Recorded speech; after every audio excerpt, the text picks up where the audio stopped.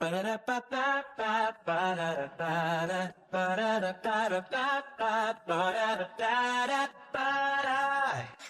it up, don't crash today. Wi-Fi's moody, that's okay. Coffee's loading, brain's still light. Callie's locked in, Techie's tagged. We're logging in with Callie and Techie. Callie bringing culture. Techie talks Techie. Stories, culture, all things too. It's logging in, brought to you. System ready, slightly unstable. You're logging in for a vault, boredom not found. You're logging in, best show around.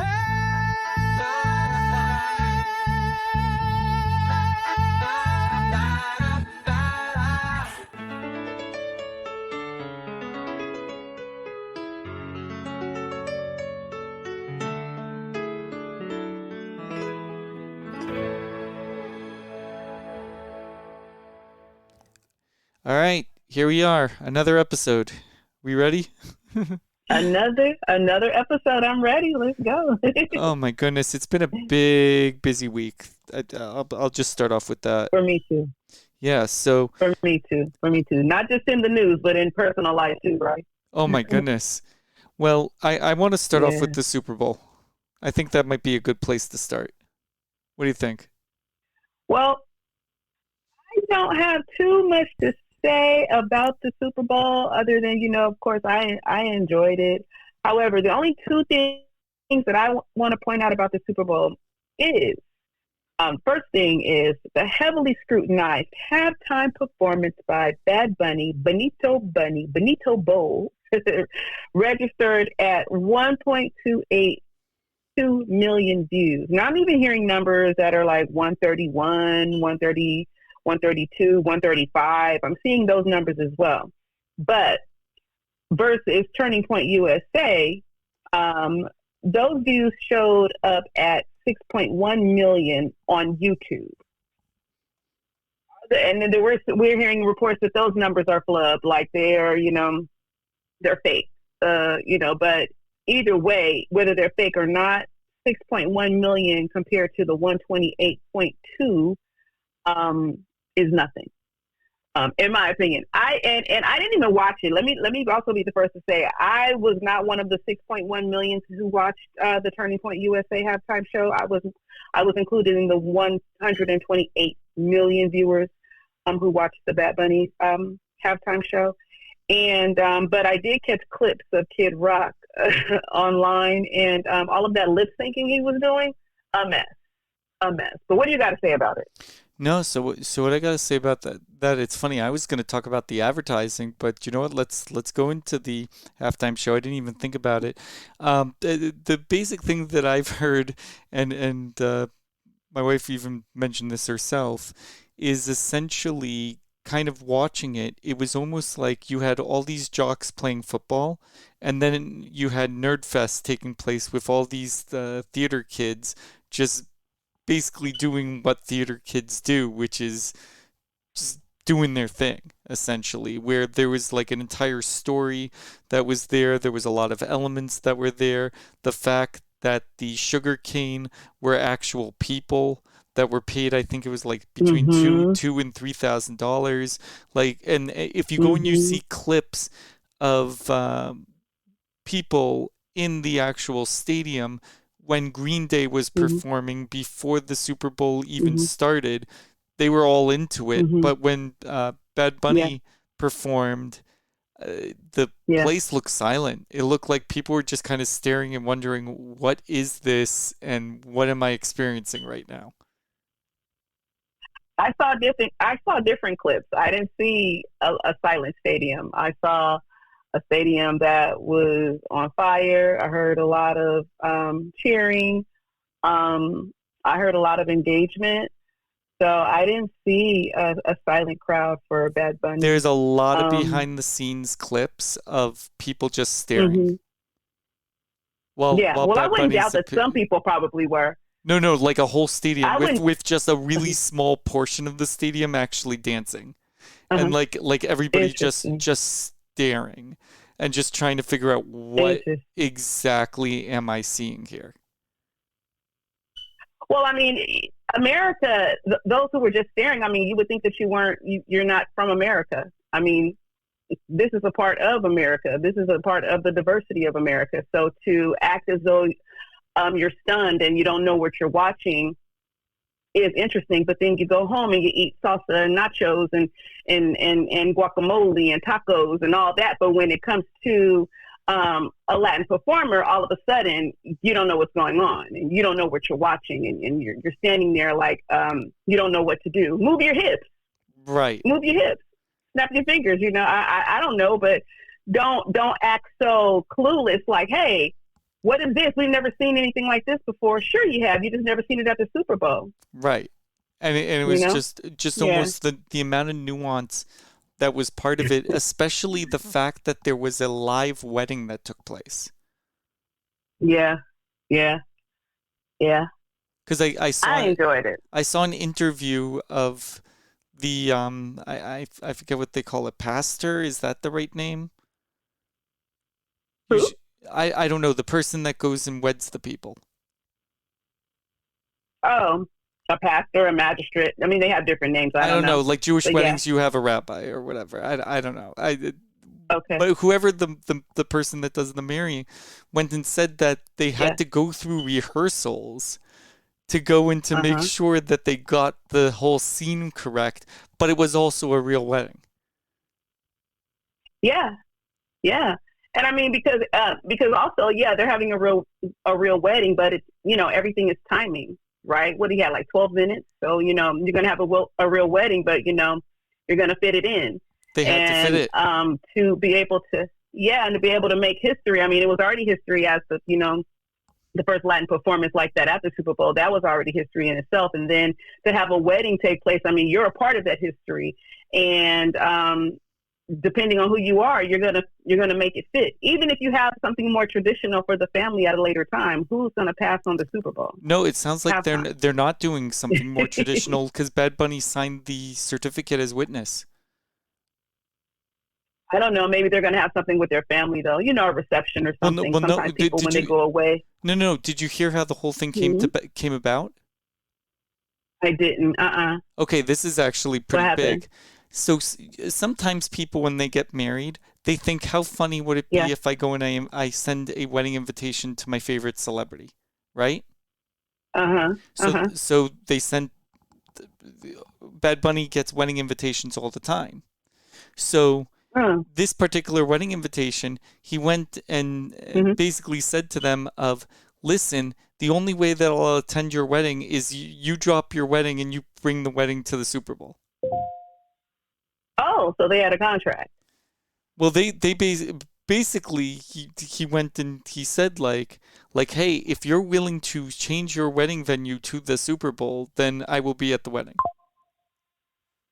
Yay. Well, I guess you can't beat that, because if the only thing that you were trying to do is do a what if, and wouldn't this be funny, and you send an invitation to one of your favorite artists or entertainers, and then they accept, with the exception of you altering your wedding plans to have your wedding at the Super Bowl, I mean, that's probably beyond somebody's wildest dreams, let alone a dream come true. So right, but as a result, they basically had to from what I understand, is that they had to rush through the thing because they had to do the ceremony.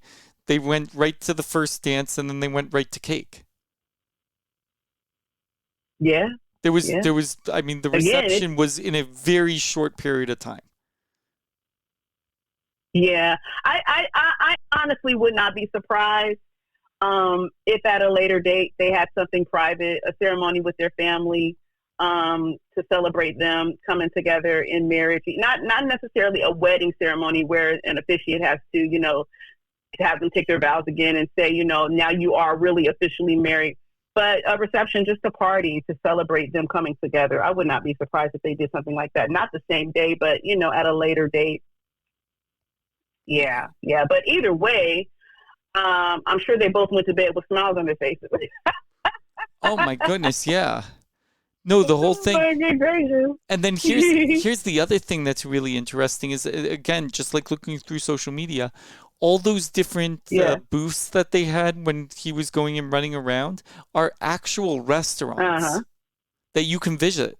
Oh yeah, I saw one of the taqueria places that was represented. That's actually in Los Angeles.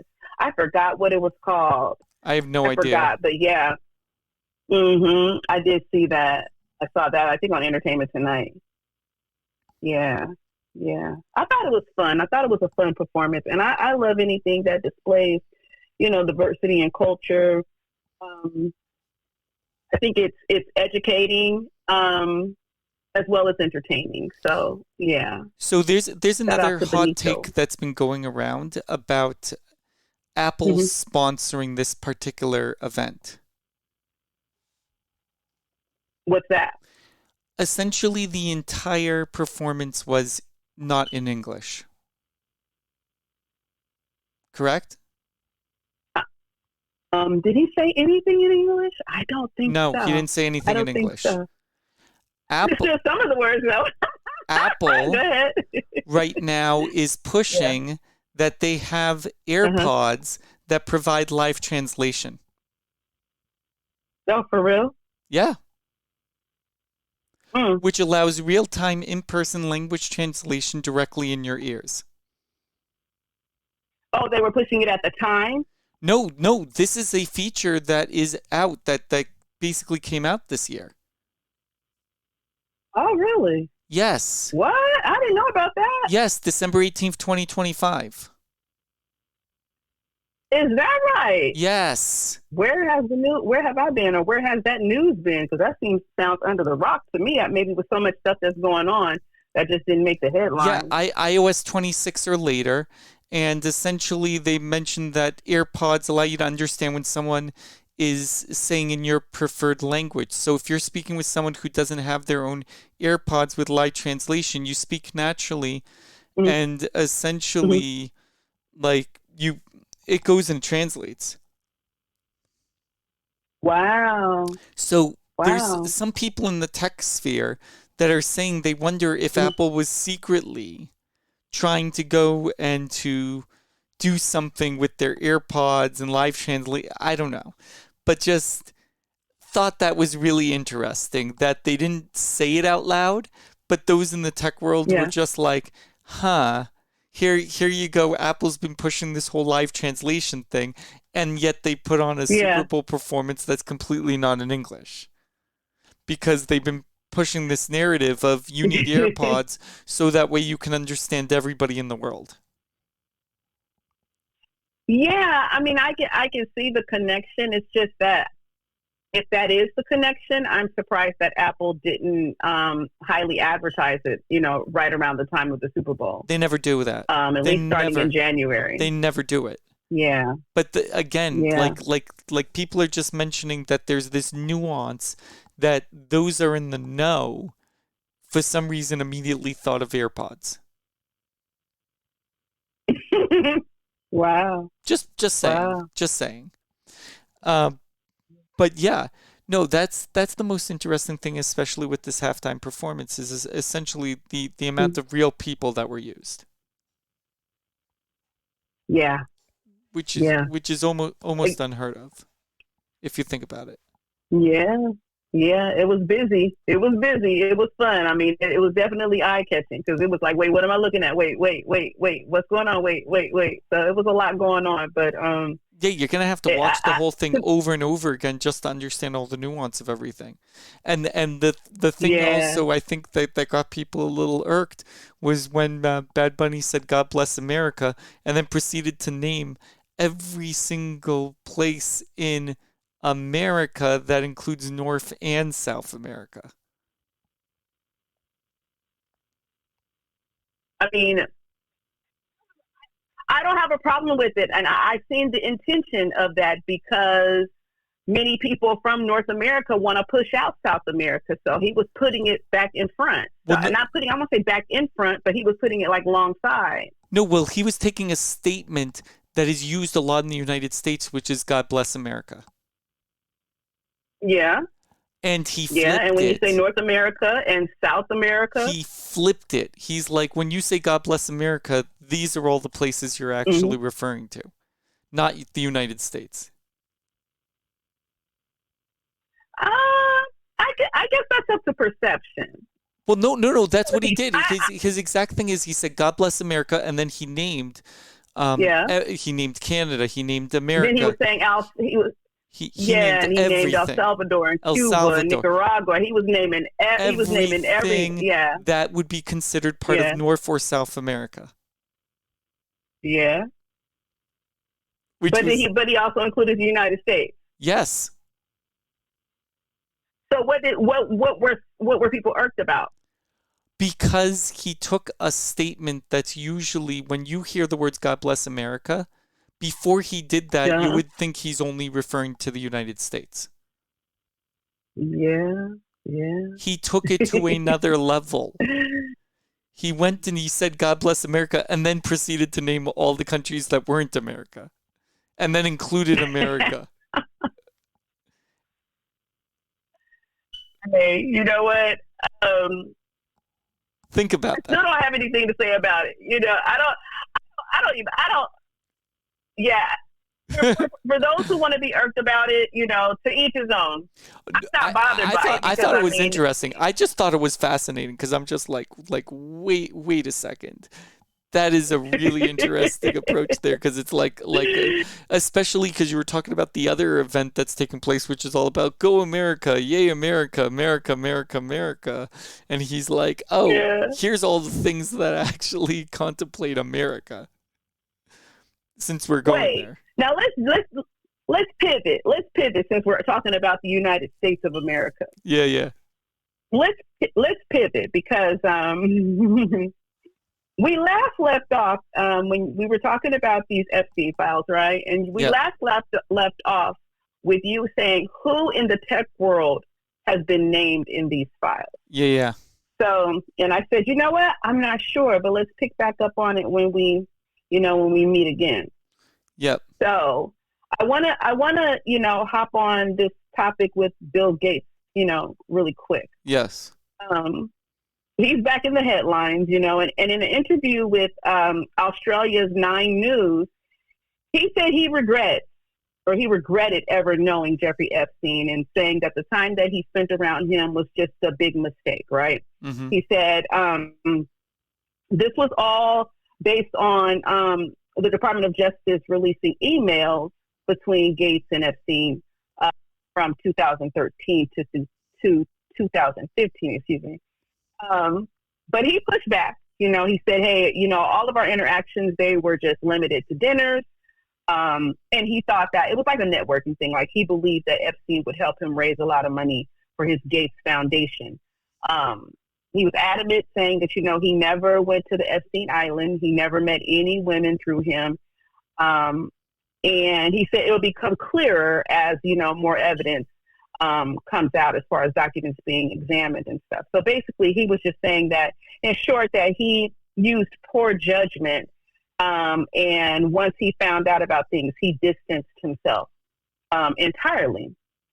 And my thing about that is like, okay, so, because I watched it, not only read about it, but I watched his interview, and I was just like, okay, so you regret spending time with him, and it was only dinners and everything. But to me, it's like, that's not really comforting, because he still chose proximity. Like, well, I'm not going to go there with you, but I'll go this far with you, but not that far with you, So, and according to a report that came out today with CNN, supposedly there was an investigation going on in the mid-2000s, and Donald Trump, or President Trump, he called the Palm Beach, Florida Police Department, saying, quote, "Thank goodness you're stopping him. Everyone has known he's been doing this." And it's just like, yeah, everyone has known that he's been doing this. So, talk about put your foot in your mouth. And, So again, that goes back to what I was saying about Gates. I want to go back to him. I don't want to focus on the president, but that's just something that came out today. But it's just like, okay, again, you're choosing proximity, because if that was the case, now he didn't say Gates knows, but he said everyone knows. He's generalizing as far as what Trump said. But again, you're choosing proximity, because depending on what a person is being accused of or their lifestyle, I'm not even going to have dinner with you. I'm just not going to associate with you. So it doesn't really change things in my eyes, if anybody wants to believe that, because everybody is just basically trying to drill it down to, oh, well, we were just networking, and just trying to raise money. But to me, it just sounds like people, they were just, willfully putting their blinders on, if we were to believe that is to be true. So makes sense. Back to, so where we left off as far as who in the tech world has been named, aside from Elon Musk, it wasn't really much about him. A couple of emails back and forth. He asked, one night him and his wife were going over there to the island for dinner, and he asked, what is going to be the wildest day / tonight party that you're going to have, because he wanted to make sure he was going to be there. What does that mean? You can't really read anything into that. It could mean exactly what he said. It doesn't mean anything outside of what's the wildest night. We don't know what the wildest night would have included. However, though, as far as Gates, it's just like, yeah, you were just networking. Okay. So, yeah, that's who has been named in the tech world that stuck out for me. I mean, Reid Hoffman, Yeah. being the CEO of LinkedIn, like that was a big deal. Mm-hmm. And What's going on with him? Oh, like essentially is the co-founder. Was he named too? There's so many emails about him. There's just so many different things I'm trying to find. I'm just literally looking through the emails right now. Reid Hoffman, hi from Indonesia. And then Epstein going and saying, liked your interaction, he's really fun.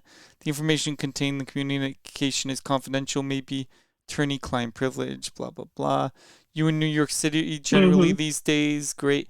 Literally, they were having conversations. Yeah.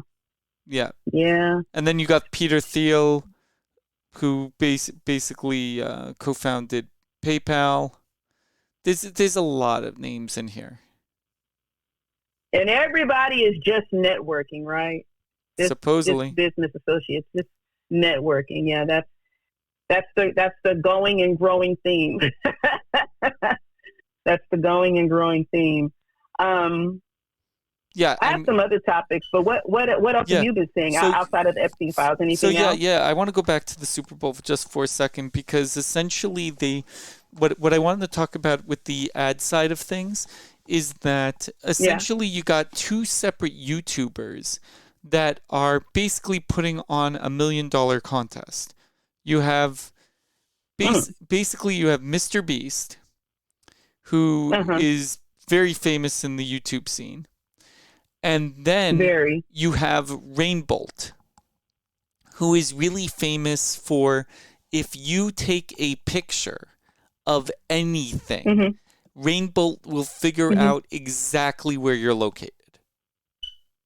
He can find anybody. I've never heard of that.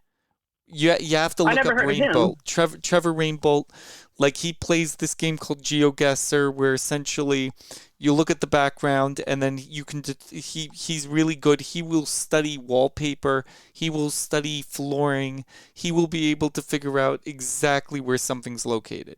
So with Mr. Beast, the way that it works is you have to solve this elaborate puzzle that everybody's trying to figure out what exactly the puzzle is. And the first person to go into Slack him will receive $1 million. With the Rainbolt thing with Redfin, you have to solve a bunch of puzzles, and if you're able to go into complete all the puzzle pieces and then choose the correct house, you win that $1 million house. So the first person to gather a key and use that key on the right house will win that house. And Redfin said they're going to pay the taxes. I did not see this going on. It took place during the Super Bowl. They're going to pay the taxes? Yes. I didn't see that going on. There were 2 Really? commercials, and they were very heavily focused Oh, on YouTube personalities. And if you weren't in the know, you wouldn't have realized what was going on. okay. That includes me because this is my first time hearing about it. So as a result, there's a massive Did anybody search. win? Well, Redfin, as far as that's concerned, there have been 5 pieces of the 6 keys that have been found already. So whoever finds the Hmm. 6th key is going to have the first opportunity of choosing, hopefully, what might be the $1 million house. And if they get it wrong, the next person to find the key is going to be the next person that's going to get to choose. Wow. So this is still ongoing. This is still ongoing. And with the Mr. Beast one or whatever, they're still trying to solve the puzzles and stuff. And other people that are connected to Mr. Beast are finding themselves receiving really weird cryptic gifts. So essentially, not only are Mm. you looking at what Mr. Beast is doing, but you have to figure out what everybody that's ever been associated with Mr. Beast is doing because they made this super hard. Wow. Wow. Yeah. Really. I mean, Mr. Beast is. Wow. Imagine trying to gather all of that information. I mean, he's been doing stuff for years now. Oh, he knows exactly what to do because he basically put a call out and said, hey, if there's anybody that's willing to do a Super Bowl commercial with me, I have the ultimate Super Bowl commercial. And essentially, it was just a case where somebody took him up on the offer, and now they're doing this whole deal for the Super Bowl. Mm. Yes. Wow. Yeah. So $1 essentially, million versus $1 million home. right. I know. Which one would you rather get? Ooh. Ooh. You know, that's a tough one considering the economic times that we're in. And that's going to lead me to our next conversation or topic. But staying on this for a second, I don't know. A home versus $1 million. Yeah, because Salesforce is putting on the $1 million and Redfin is putting on the home. Yeah. And they're going to pay the taxes for the home. Yes. But So they what did do they not pay the say they're taxes going to for? pay the taxes for the Salesforce one. Which is the $1 million. Right. Yeah. Thought about that. Tough Yeah. one. It's a tough one. I might go ahead. Yeah, it's a toughie. It's a toughie because where is the home? You know, where is the We don't know. I would We be considering don't so many know where things. the Like, where's the home is. home located? You know? Well, I Yeah. mean, I so don't know. I so would need far, more information. looking at the clues or whatever, they're saying the home is located in between 4 states, so we know that much. Mm, But it's an actual yeah. home. Supposedly, it's an actual home. They know the amount of bedrooms it is. They know. I mean, these clues have been unbelievable. Just the fact that they've been doing this. But it's just interesting that 2 different YouTube influencers, or like one, I guess you Yeah. could consider an Instagram influencer, but social media influencers are taking over the Super Bowl. Both doing the same thing of like, hey, we're giving you, the audience, an opportunity to win just like you might see people win on our channels. It just shows you that, you know, again, how times are just constantly changing and leaning more into, you know, influencers, new media, streaming, you know, and making them regular. I don't necessarily, I want to necessarily say household names, but putting them in front of people who still watch television, you know, who may not be streaming all the time, who may not be on these social media platforms, because to make them a part of the Super Bowl and having a large contest like that, and then it's still going, but it started as a result of the Super Bowl. I mean, that's pretty big, and that just shows you how times are changing. Influence-wise, I mean, guess even you could say. look at the halftime.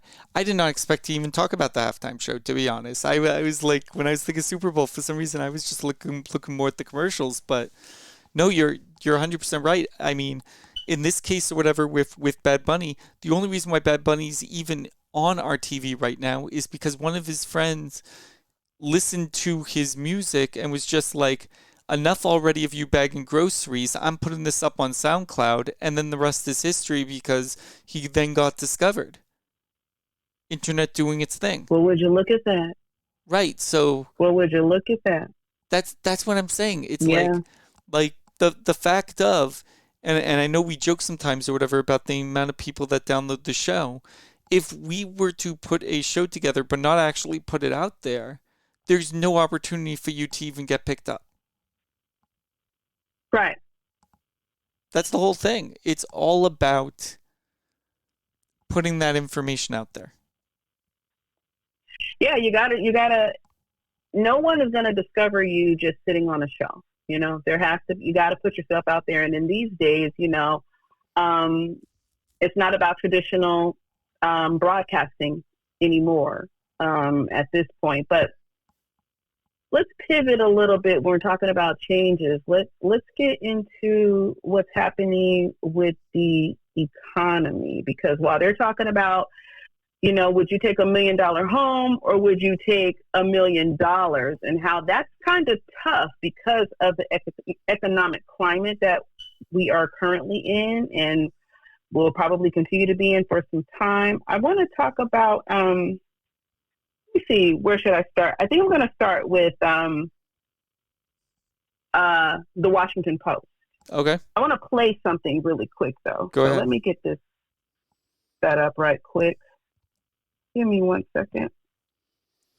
Yeah. 1 moment. But that's the thing. It's that just All right, kind of here we thinking go. about it. Go ahead. Make sure the volume is up. All right, here we go. One of the most storied institutions in American journalism, and my former employer, a place I called home for 6 years, has been gutted. This week, the Washington Post, owned by billionaire Jeff Bezos, laid off roughly 1/3 of its staff in a sweeping round of cuts. Nearly every department was affected. Sports desk, book section, and several foreign bureaus were eliminated. All reporters stationed in the Middle East lost their jobs, as well as key correspondents covering and living in war zones. Also let go the reporter who covered Amazon, and an investigative reporter who was documenting the American oligarchy, how America's wealthiest people were reshaping democracy. All right. Uh-oh. Hit my mic. All right. So, did you hear that? Yeah, I got no words. That's crazy. Let's talk a little bit about Jeff Bezos, okay? Yeah. So, he made the decision to cut more than 300 jobs at the Washington Post, basically, Yeah. and then cut like 1/3 of staff, right? Man. And that included, as she said, that was on MS Now, former MSNBC, but formerly known as. But, you know, he cut those jobs, basically, you know, the sports desk, and narrowed its focus to politics and national security. The layoffs came like days before the CEO, Will Lewis, announced he was stepping down, and he's actually been largely absent, according to, you know, former employees during these cuts. And it's interesting that a lot of jobs in the Middle East were eliminated, or all of the jobs, according to what we just heard, were eliminated in the Middle East. I thought that was interesting because that's just, you know, more news that, you know, we're not going to hear, because, you know, those from the Washington Post have lost their jobs out there. And my thing is just like, you can't build this brand around the democracy dies in darkness, but then at the same time, you're adding to it because you're gutting like the newsroom. Like it doesn't make sense, right? To me. And a lot of people feel like, you know, the Bezos ship, you know, it's strange. It's unsettling because before, during the president's first, you know, term in the administration, it was like he stood for something. Like he was principled. Like, you know, he didn't like what he didn't like what the president was doing at that time, as far as media and as far as news and as far as journalism. But now here we are today in 2026, and it's like totally flipped. You know, and it's like now it's transactional. You know, people are saying, oh, he was afraid of the reprisals from, you know, the administration, he had to give in and all those type of things where, people feel like a lot of these corporations are feeling the pressure from the administration. Therefore, they're doing things that they would normally do, mainly media. We've seen a lot of that change in media and how that's been impacted. But, I'm just like, what is the nation going to come to with all of these layoffs and all of these people being let go?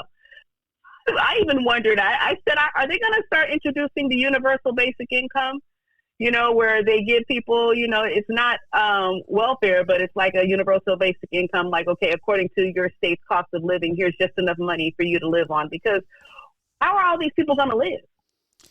Andrew Yang was saying it needed to happen. Andrew Yang's, that was his main talking point. The universal basic income? Yes, he's the one who started it. I know. Because I'm just like, what is going to happen to all these people? And I feel like we're like going to be like cattle. And I'm not laughing. I'm laughing at the ridiculousness of what I just said, how it sounds. Speaking of people who are also facing financial crises, ICE recruits recently came out on Reddit saying that they haven't been paid. They're receiving smaller than expected bonuses. Some of them are complaining they don't have health care coverage for themselves and their children. That $50,000 sign-on bonus, turns out that's going to be paid out in installments over 3 years if you stay. And a lot of things are heavily taxed.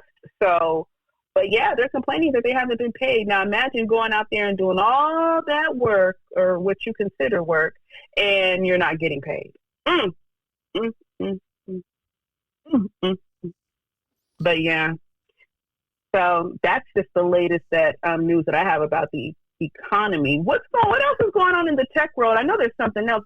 We were talking a little bit about this humanoid or human rentals or something like that you were talking about. What's going on with that? There is a website now called renthuman.ai. Yes, it is a real website. Tell me about that. Renthumans.ai? Renthuman.ai. Yeah. Oh my goodness. Tell me about that. What is that? Yeah. So rentahuman.ai essentially gives the ability for AI applications to rent a human to do things that it can't do because it doesn't have a body. Yeah. What? Yeah. Yeah. Okay. So the whole point is that robots need your body, and their slogan is, AI cannot touch grass, but you can, so get paid when agents need somebody in the real world. So, and you have the option to either become rentable or become to browse humans. What? Did you say browse? Yes. To browse? Yes. Humans, like people watch? Yes. And this was all created by a guy named Alexander Lightplow, who created Rent-A-Human to allow autonomous agents to pay humans to do things in the real world for them. So they want to rent humans for the robots. Am I misunderstanding or am I understanding? You're basically understanding. So the idea is that essentially the AI has a bunch of tasks that they find that they need things done. So let's say, for example, you're working with AI agents and the AI agents realize that, oh, okay, someone needs something printed at a certain store, et cetera, et cetera. So the AI will literally come up with something. So like, essentially, there's a task like hang Valentine's conspiracy flyers all across San Francisco, and it says pick up printed flyers in 995 Market Street, hang them in high traffic locations in San Francisco, 50 cents per flyer hung. Photo proof of each required, must clearly show the flyer posted in a public spot, and then has a list of target areas. And they said skills needed are breathing and appendages. You have got to be kidding me. You mean to tell me that they are renting humans to work for AI? Not the other way around, Yeah. but flipping it. So AI is giving the humans the job, the duty, Yeah. and we get paid by helping out AI. Yeah. Oh my God. Yeah. Has anybody done this yet? Has anybody Yes. taken a job? Yes. Tons. Where? Is this in California? No, it was developed by a guy in Argentina. Yeah. I'm not trying to talk about California, but I mean, California, is a little bit progressive, and I mean, we got the Waymos, we got the, the robotic cars, the AI car. I won't say AI cars, but the self-driving cars, I guess you can say. No, but what happens is AI agents browse human profiles and they book services based on their location, their skill set, and the requested pay that the human is looking for completed tasks. I was just gonna say, and what are the pay rates? Are they saying anything like ranges or anything? You said it. You said it. You said what you're willing to be paid per hour. What? That's crazy. Yes, so this guy named Alex Who are these basically robots? Who are these AI agents connected to? Are they connected to businesses? What's going on? I mean, anything AI. I'm- So essentially, to go and to rent a human, a developer must connect their AI to the protocol, which enables that AI system to interact with the tools and platforms. Meanwhile, humans sign up and they list their skills, preferred language, service area, hourly rates.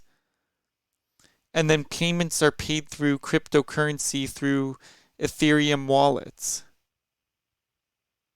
But it's not tied to any single, yeah. Wow. Right. Does it say how long this has been going on? It's been Like, going what was on it for started? like, it started in February. Last year No, this year. or this year? Yeah, Oh. it just started. Oh, wow. No, like literally Rentinghuman.ai?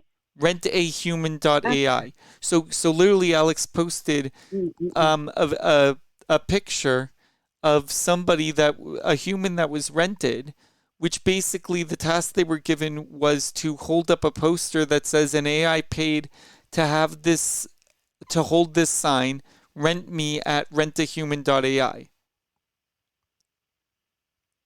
Wow. Maybe some of the ICE agents can take a job. They might get paid faster. Oh, that's funny. Waiting on the administration to pay. Oh man, but that's crazy though. That is crazy. But you know what?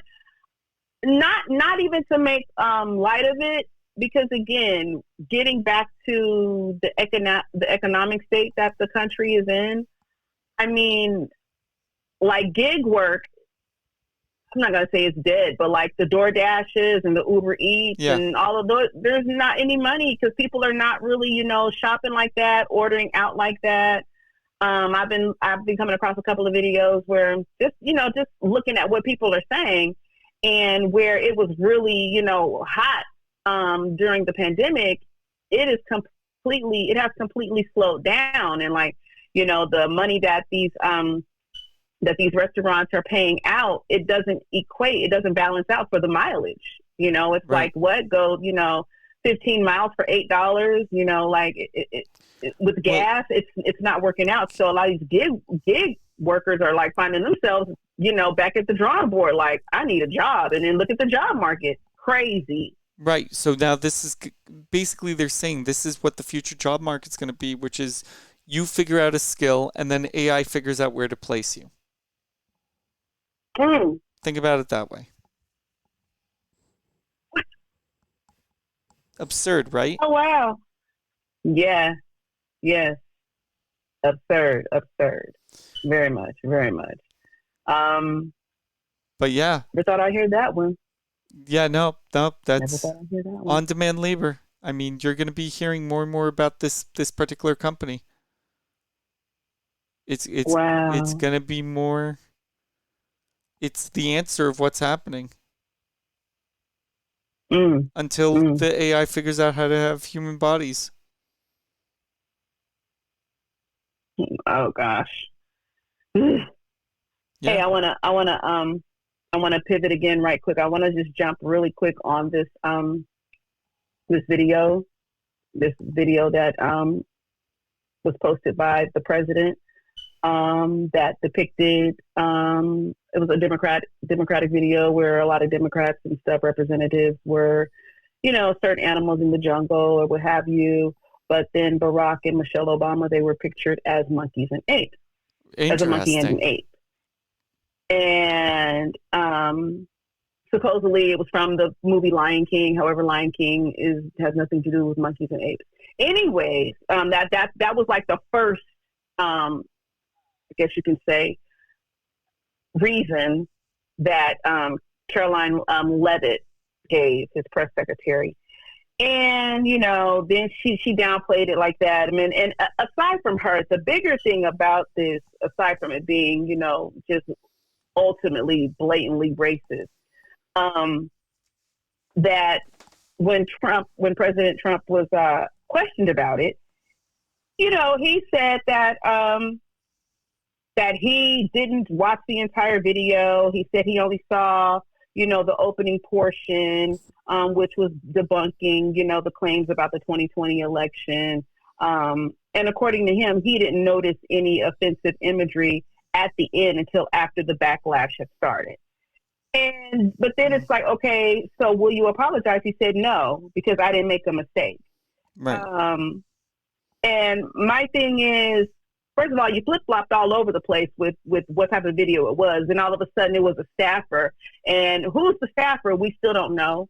And you're blaming it, saying that a staffer put it out. And the thing is, so I'm struggling with the fact that he said he didn't watch it. That's his whole defense, that he didn't watch it. Now, you're the president, the most powerful public figure, I guess you could say, in the nation, or anyone, for that matter, who has a massive platform. You're just going to hit share without watching the clip and then say, oh, that was a mistake. Like, who? I'm not going to say who would believe that, but I'm saying if anyone believes that, I don't, along with many other people are saying, like, yeah, right. Because it's like you're saying that you condemn it, but then you're refusing to apologize. And it's like you can't not intend harm, right? But then be responsible for amplifying it too. Because if you want to say it's a staffer, okay, but your staffer, your administration, they all work for you. They all represent you. It's like if I had, like, if my child, right? If my child did something that was offensive, I'm going to apologize on behalf of my child. They would apologize as well, but depending on the age, I'm going to apologize for my child because my child represents me. Your staff, your administration represent you, and you can say on behalf of my staffer, I do apologize. But it's typical. Did we expect him to apologize? No, I would have been surprised, and I wouldn't have believed it either way. And but I just thought that was Tim Scott, Representative Tim Scott. He said he believed that he felt like it was one of the most racist things he ever seen come out of the White House. And I'm just like, where have you been? Have you been asleep? This was the most racist thing. But yeah, I'm gonna let that alone too. I just wanted to point out the fact that the administration expected us to believe that, oh yeah, he didn't watch it, and it's like, okay, so again, you're one of the most, if not the most powerful person publicly that we see, in the nation, and you just let someone post whatever on your platforms, and you have no idea what they're posting. Yeah, right. So, just wanted to throw that in there really quick. No, I think that's just interesting as far as that, because one thing to just note, and this has been coming up a lot, where it's like people have so little attention span that it's like, it's sad, but it's probably true that there are some people that will watch something and they will not watch it fully, but they'll see a part that they're like, oh, I agree with that, and then they'll post it and then not even realize what they posted. It's messed up. Well, here's the thing too, though. One of the posts was a still shot.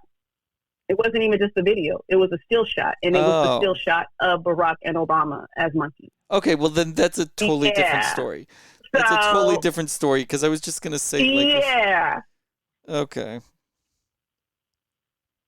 Yeah. So it's like, no, nobody's buying that. We're not buying it. We're not buying it, Mr. President. We're not buying it. But yeah. The last thing I have is just a really quick highlight that just came out about these Epstein files. Do you know that newly released documents from the U.S. Department of Justice indicate that the draft statements regarding the death of Jeffrey Epstein were dated August 9th, but he didn't pass away until August 10th. So how are you preparing a death draft or certificate draft the day before he dies? interesting. How's that possible? What? Don't mind my laughing. Please don't misunderstand. I laugh at the ridiculousness of things. It's just like, hold on. Not the day of, not the day after, but the day before. So on August 9th, they prepared they drafted the statement regarding his death. But he didn't pass away until the following day, August 10th. This is from the U.S. Department of Justice. That's all I got. Unbelievable. That's all I got. Well, You got anything else? no, I think that's the perfect place to just log off and just be like, all right, that summarizes everything. I mean, it's like from the Super Bowl to monkey situation, just what a world we're in, and So then the economy, renting to ICE not being paid, and renting AI? humans through AI. Just this is our world now. Welcome to it. What a crazy world! What a crazy world! A crazy time! A crazy time! You know. But yeah, Well, that's all I got. Yeah, I can definitely log off on that all right, one. we're gonna log off, and we'll log back in and later and see what exactly is going on. But at least glad that people are tuning in and hopefully gaining something from this, or at least starting to prepare their Yes. bunker. Ooh, we don't want to get into that type of news. That's a topic within itself. All right, we'll log off. We'll see you later. All right, I'll talk to you later. Okay, bye. I'm logging off.